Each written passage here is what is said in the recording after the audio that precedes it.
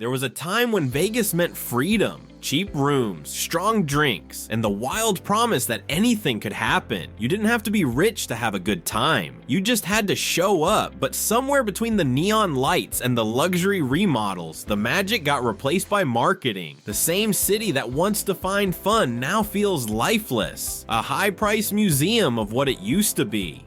Tonight we're walking down the strip to find out how the world's playground turned into a sad, soulless imitation of itself. There was a time when Las Vegas meant freedom. You could roll into town with a couple $100, a half-broken car, and a dangerous amount of optimism, and you'd still feel like a high roller. It didn't matter if you were rich or broke. Vegas didn't care. It welcomed everyone with open arms, a $4.99 prime rib, and the faint promise that maybe, just maybe, you'd leave richer than you arrived. But that Vegas is gone. What replaced it is something colder, meaner, and far less fun. The city that once made you feel like a winner now makes you feel like a mark. Once upon a time, the cheap fun was the whole point. Casinos wanted you inside, not to gouge you, but to keep you playing. Drinks were free, meals were cheap, and the rooms, even on the strip, could be had for the price of a tank of gas. The gamble was part of the deal. They'd tempt you with generosity, and you'd pay it back in luck. It was an unspoken contract, and everyone was happy to play their part. Now, the deal's off. The contract's been rewritten by accountants. What used to be a $5 blackjack table now starts at $25, even at off-peak hours. The $1 shrimp cocktail is a myth told by old cab drivers, and that free drink the waitress hands you while you gamble, you've paid for it 10 times over in higher minimums and worse odds. Every part of the old Vegas experience has been redesigned to look generous but feel hollow. The buffets, once the crown jewel of casino hospitality, are the most obvious casualty. For decades, they were the great equalizer, the place where anyone, from a broke college kid to a retiree on a budget, could feast like royalty. Now, most of them are gone. The survivors charge $60 to $100 per person, and the once famous spreads of crab legs and prime rib have shrunk into a handful of lukewarm stations. And if you think the pain stops there, think again. The drinks are weaker, the comps rarer, the parking no longer free. Vegas used to make you feel rich, even when you weren't. Now it reminds you of exactly how broke you are. The fun isn't fun anymore. It's math. The tragedy isn't that prices went up, it's that the spirit went down. The spontaneity, the feeling that anything could happen, has been replaced by fine print. There's a service fee for excitement now, a surcharge for joy. The people who built the legend of Vegas, the dreamers, the drifters, the everyday gamblers, have been priced out, replaced by Instagram influencers and corporate VIPs who think fun means bottle service. Vegas used to be the great American escape. Now it's just another luxury product pretending to be freedom. The slots still blink, the fountains still dance, but the soul behind it all, that's long gone. The house still wins, but somewhere along the way, it forgot that it used to make you smile while it took your money. Now, it just takes. There used to be a time when Las Vegas felt like a movie. Every face on the strip looked like a character. The wisecracking dealer, the cocktail waitress who knew every regular by name, the Elvis impersonator sweating under the lights at 3 a.m., the drunk magician who might have been a genius or a scammer. Vegas was full of them. People who didn't quite fit anywhere else, but somehow made perfect sense in this desert of neon dreams. Now, walk down the strip and all of that weird, wonderful humanity is gone. The dealers are silent, the waitresses are gone, and the Elvises, the ones who gave Vegas its ridiculous, glorious personality, have been replaced by LED billboards and corporate playlists.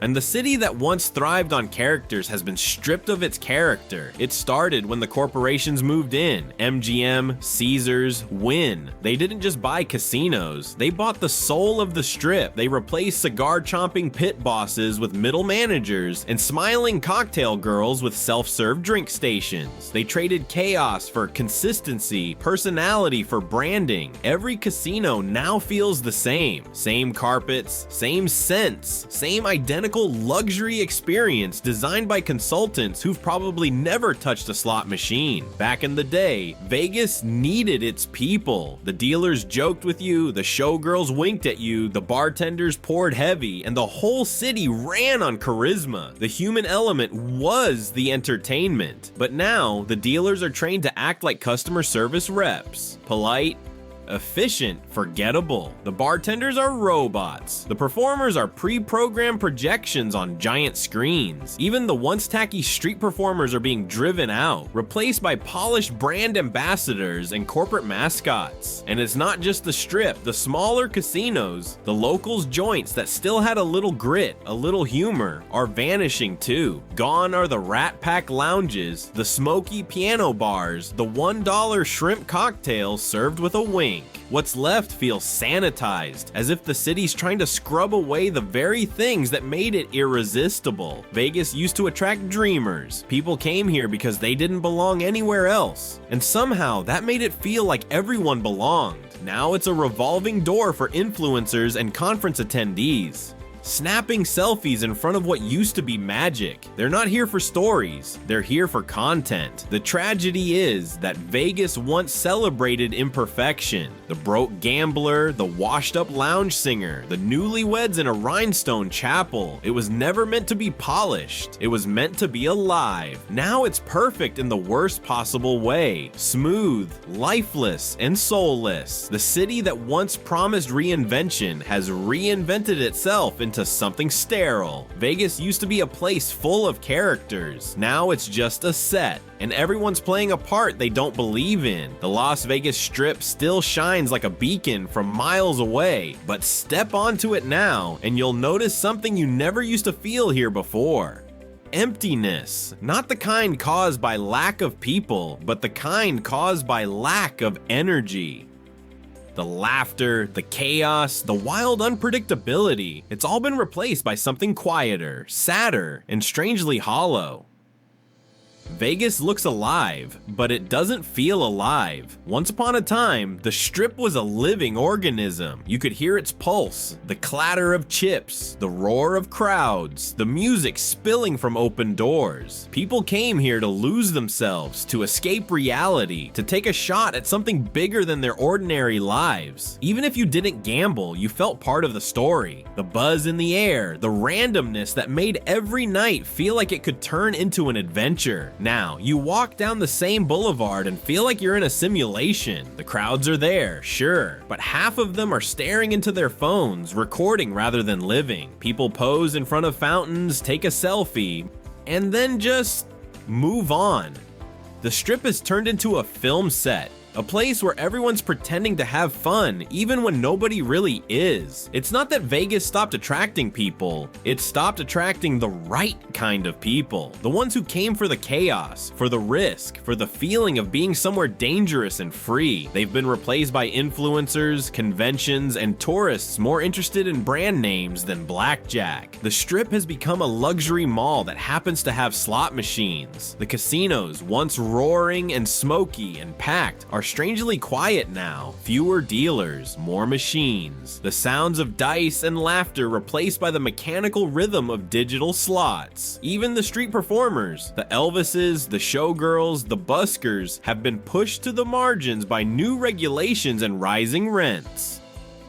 What's left is polished, controlled, safe, and completely soulless. Even the nightlife feels rehearsed. Clubs used to be unpredictable, sweaty, a little dangerous. Now it's $500 tables, fake exclusivity, and pre-programmed DJ sets. Everyone's dressed up, but no one looks like they're actually having fun. It's the same performance every night. Expensive, empty, exhausting. Locals notice it most. They talk about how the Strip feels off now, how the crowds come and go, but the connection's gone. The random conversations with strangers, the spontaneous moments that made Vegas electric, gone. The city still sells the dream of excitement, but it delivers a theme park version of it, safe and sanitized. The Strip used to feel like possibility. Now it feels like deja vu. The same lights, the same playlists, the same overpriced drinks. night after night. Vegas didn't lose its visitors, it lost its soul. And maybe that's why the city feels so sad now, because for the first time, people are coming to Vegas not to escape reality, but to document it. And reality is all that's left. Vegas was built on service. That was the unspoken contract. You came here to feel special, and the city delivered. Whether you were a broke college kid or a honeymooner from Ohio, you were treated like royalty. The dealers remembered your name. The bellhop grabbed your bags before you even reached the door. A cocktail waitress would appear with a smile and a free drink before you could ask. Service wasn't a perk, it was the product. It was the thing that made the chaos feel luxurious. Now, that service is gone. Not fading, gone. Today's Vegas feels like it's staffed by ghosts.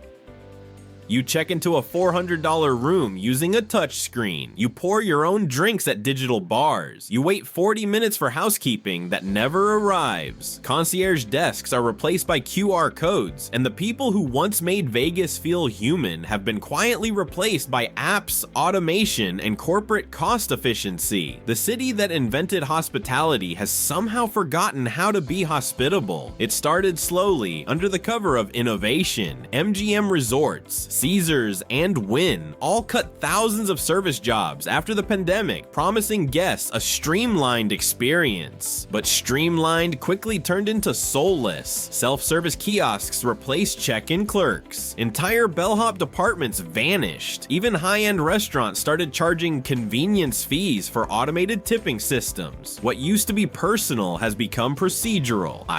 The few workers who remain are overworked and exhausted. Bellhops, dealers, and bartenders juggle double shifts to make up for the cuts. The warmth that once defined Vegas hospitality is being replaced by fatigue. Polite smiles masking burnout. Guests feel it even if they don't say it. The city that once made everyone feel like somebody now makes everyone feel like an inconvenience. It's not just bad service, it's a total collapse of the Vegas identity. The magic was never in the lights or the casinos, it was in the people. The humanity, the humor, the hustle. The same workers who made tourists feel like winners now find themselves treated like machines, monitored by software, squeezed for productivity. Even luxury has lost its meaning. You can pay $800 a night for a room at the Wynn and still be told to use the app when you need extra towels. 5-star dining served by robots. VIP lounges staffed by nobody. This isn't the future. It's a sterile imitation of one. The irony is brutal. The city that once ran on human connection now runs on automation, and in the process, it's lost the one thing it can't automate: warmth. The thrill of being recognized, remembered, cared for. Gone. The entire experience has become transactional, like everything else in the new Vegas. And that's what makes it so sad, because the people who came here weren't just chasing luck, they were chasing feeling. A moment where they mattered, even if it was just for a night. Vegas used to make that happen 100,000 times a day. Now it can't even look up from the screen. Las Vegas used to smile at you the moment you arrived. The cab driver cracked a joke. The front desk clerk called you hon. The dealer winked when you won your first hand. The city felt alive. Warm, brash, a little crazy, but always happy to see you. It didn't matter who you were. Vegas was an equal opportunity fantasy built on the idea that everyone deserved to have a good time. Now, when you walk down the strip, that smile is gone. The city still shines, still performs, but it feels like a mask. A tired grin stretched over exhaustion. The lights blink, the fountains dance, the music plays, but the joy behind it all has evaporated. Vegas has forgotten how to smile because the people who built that smile, the workers, the dreamers, the regulars, have been worn down, priced out, or replaced.